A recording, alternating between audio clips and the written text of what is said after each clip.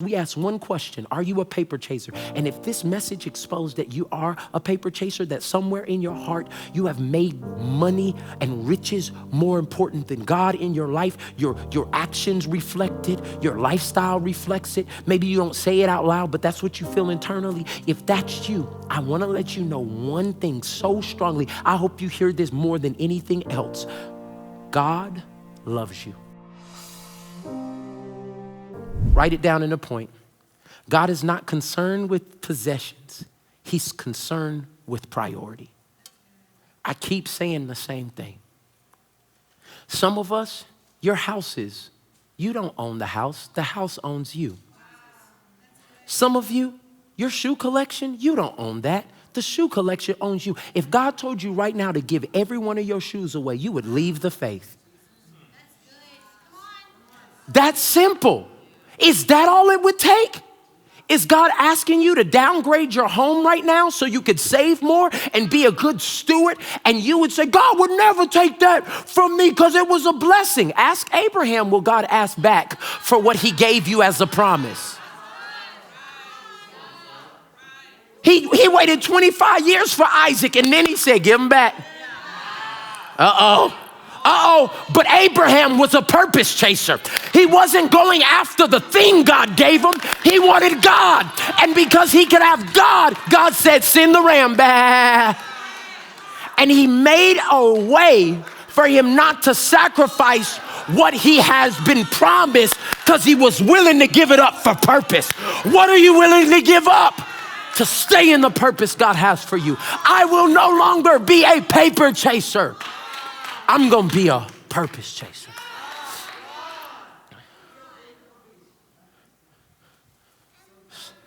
Some of you don't own investments. Your investments own you. You don't own no vacation home. Your vacation home owns you. You don't own no Louis Vuitton purse. That Louis Vuitton purse owns you. You'll give up a friendship over you thinking somebody took your bag.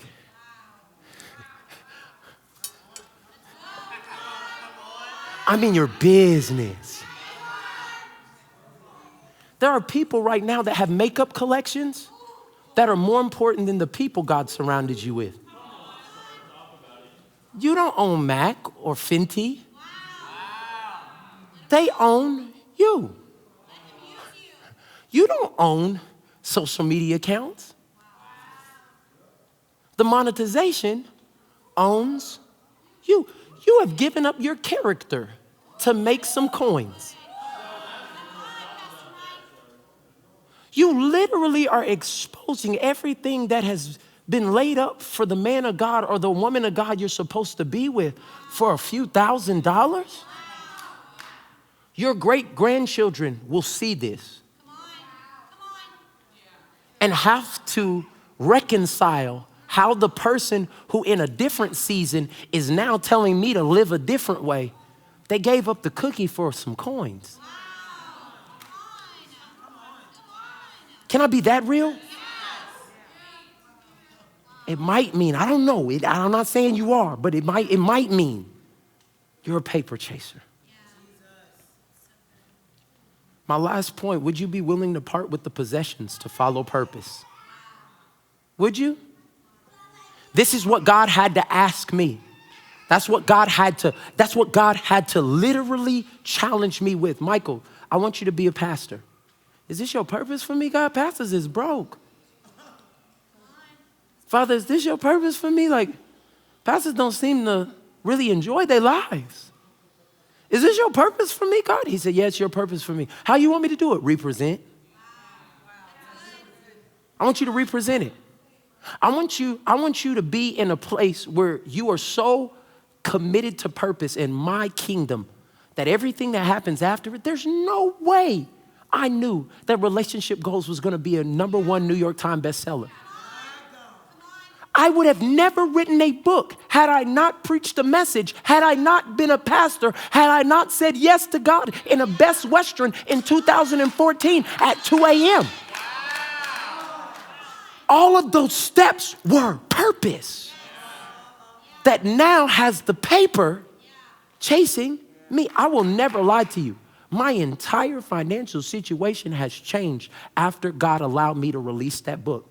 And I will forever. Y'all know I am so authentic. Like, I am debt free now.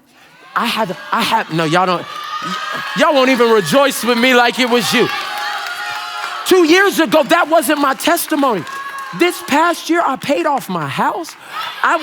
Y'all don't hear me. I'm telling y'all, I'm teaching this from proof. I'm not teaching it. I paid off my house. I was able to bless somebody very close to me to be able to, for the down payment on their own home. God has allowed me to bless the people around me, not because I chased paper. It's because I settled into purpose. And today, all I wanted to do to start this series out is invite you to a blessed life where you get off the treadmill of chasing paper, chasing mammon, chasing identity and significance. And you come to the place where you say, God, I'm gonna double down on purpose. God has no problem with paper if it's in the right priority under him.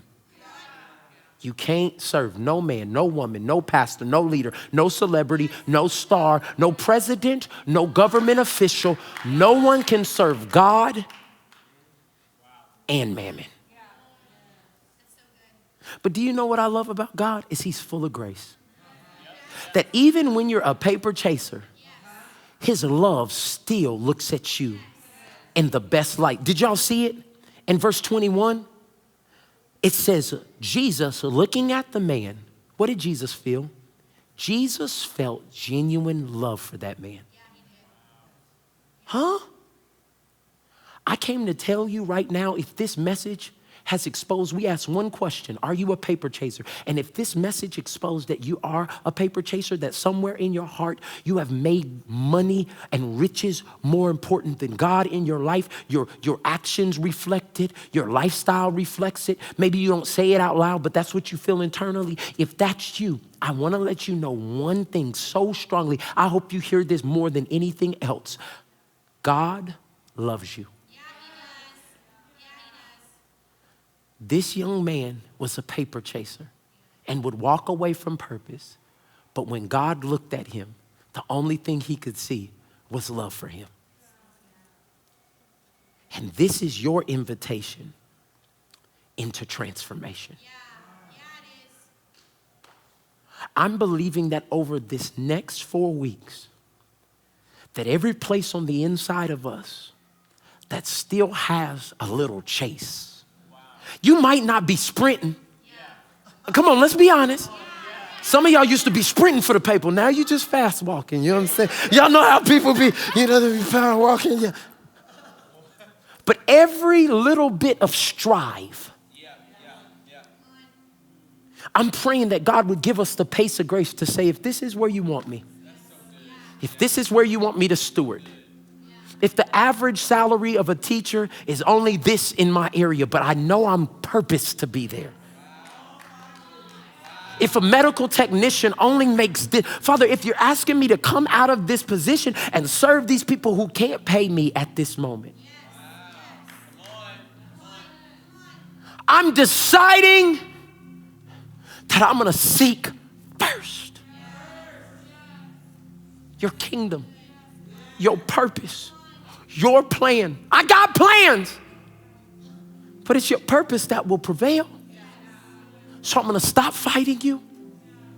And today, God, I'm committing, I will no longer be a paper chaser. I know this one is gonna be uprooting for some of you, because this is why you picked the career that you have. And this is why you went and got all those degrees. And this is why you told your parents that you was gonna buy them this and do all of that. And God's saying, would you just submit that back to me for a second? And make a decision that you would commit, I'll no longer be a paper chaser. At TBN, our mission is to use every available means to reach as many individuals and families as possible with the life-changing gospel of Jesus Christ. Thank you for helping make the gospel of grace go around the world. Without you, we couldn't do it. God bless you.